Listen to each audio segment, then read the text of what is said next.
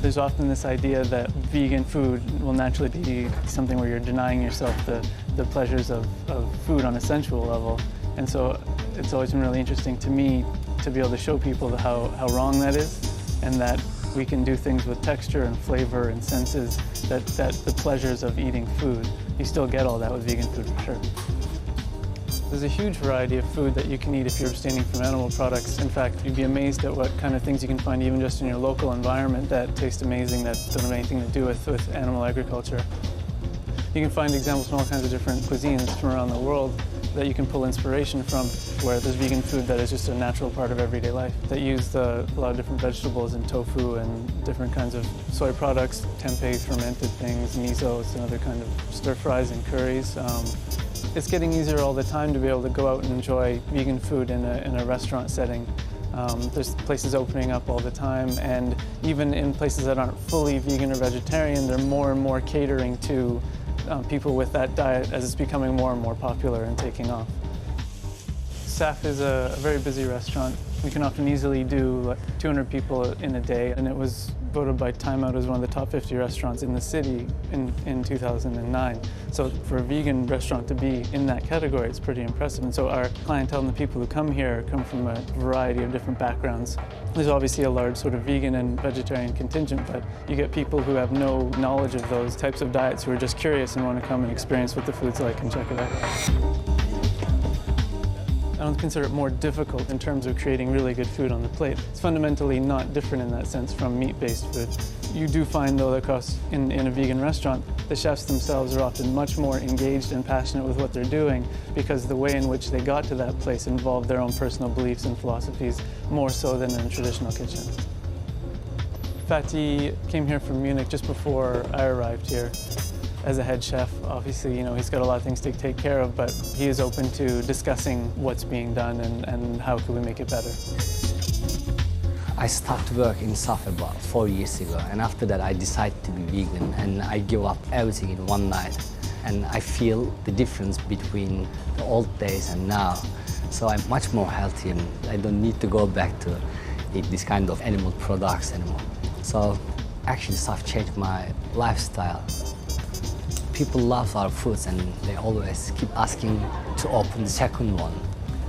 We have lots of vegan and organic wine, so if you have a good baked tofu, you can get nice red wine. Normally, if you are making risotto, you have to use some chicken stock, veal stock, or beef stock, whatever, but I just use some mushroom stock or vegetable stock. I think it's the most popular dish in restaurant now.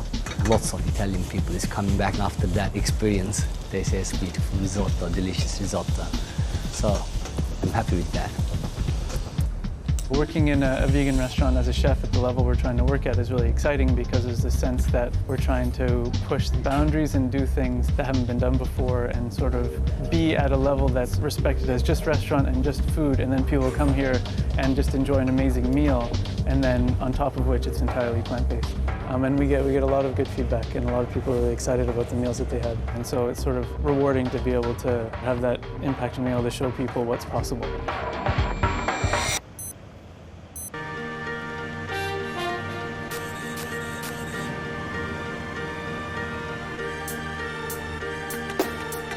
I have a very, very active lifestyle. I'm a retained firefighter. I'm on call 24 hours a day, 7 days a week. I always have to be armed and ready to go at all times, as well as my training. And I can honestly say that I never feel inadequately catered for on a vegan diet. I started running predominantly to raise funds for animal charities, and I started to win races, and I decided that the ultimate goal would be to run a marathon. I entered my first marathon in 2000 and I won it. And from there, I just decided that this was the way forward to help more animals and to promote vegan diet.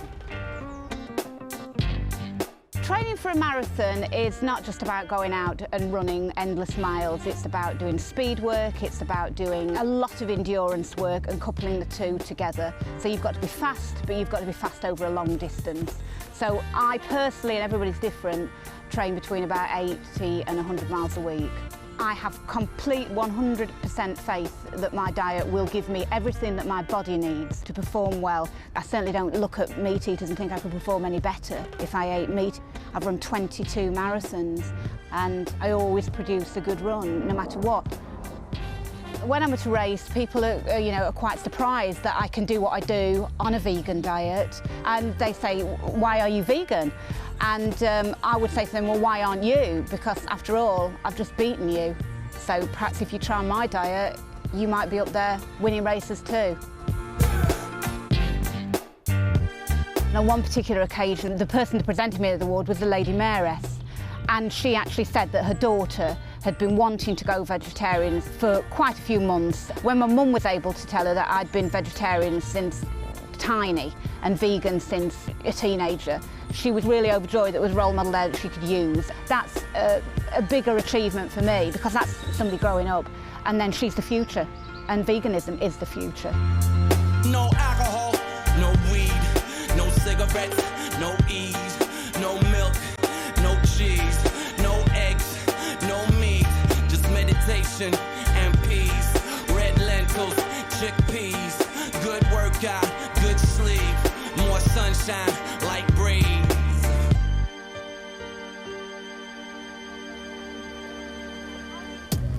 I've been working for the NHS for over 15 years now, and it's wonderful because when I get patients sent to me who are overweight or got heart disease or high blood pressure, I can talk to them about all the plant-based foods they can eat that make them a lot healthier by cutting out all the saturated fat and high salt foods in their diet. Recommendations now by the Department of Health is to go towards a more plant-based diet with the encouragement to have 5 portions of fruits and vegetables a day. In my opinion, omnivores can be lacking in lots of vitamins and minerals and nutrition generally. If you look at the obesity, look at all the fast foods, they're the kind of foods that vegans just wouldn't entertain eating at all. And certainly studies have shown that vegans are less at risk of heart disease, type 2 diabetes, and things like hypertension. So certainly a vegan diet encompasses all those health benefits as well. And I feel really fit and healthy. I love my food and I do love having treats. And the benefits from a vegan diet is that it's low in saturated fat. So you can have all these treats and you know you're still going to be looking after your heart. People often are concerned about calcium, which you can get from fortified foods, and vitamin B12, which you can get through things like fortified non-dairy milks, some soya products, also from some yeast extracts. Whether you're vegan or a meat eater, you still need to make sure you have adequate quantities of vitamin D. The main source comes from sunshine, from the sunlight on your skin. So get adequate sunshine or have fortified foods containing vitamin D. And we get quite a few queries about parents or pregnant women who are concerned about getting the right nutrition for their children and for their unborn child. And certainly we can assure them that they get all the nutrition they need through a planned vegan diet. And I've written a book for the Vegan Society about vegan infants. It starts from conception through to infancy. And hopefully parents are reassured that they can get all the nutrition they need for themselves and for their children. I've been vegan for 6 years, and when I became pregnant, friends asked me, are you going to stay vegan? Surely not, sort of thing. And I didn't have any pressure from doctors or midwives. Everyone seemed very happy for me to stay vegan. It wasn't a problem at all. I read a lot about being pregnant and I knew everything that I was supposed to be eating, and so it was absolutely fine. I was very active and fit during my pregnancy. Pregnancy was great. I quite enjoyed it. And she was £9.3 when she was born, so she was a pretty big baby. Without any dairy or meat, you know, I managed to produce a very beautiful, healthy baby, and everything's been great. I've felt very healthy and strong and fit since I've had her. breastfeeding hasn't been easy, it's made me respect other animals' milk even more and made me feel strongly that I don't want to ingest any other animal's milk, because their milk is meant for their babies just as my milk is meant for my baby, and it just seems completely wrong that adults of other species should be drinking milk that's not for them. I've been very lucky. I think she's a very happy baby. She's not had colic or any digestive problems, and some people have told me anecdotally they think that's because of my diet, that I'm not eating anything which upsets her digestive system. So I would really advocate staying vegan and being confident about being vegan, because I do believe it's the best thing for your baby as well as for you. Thank you.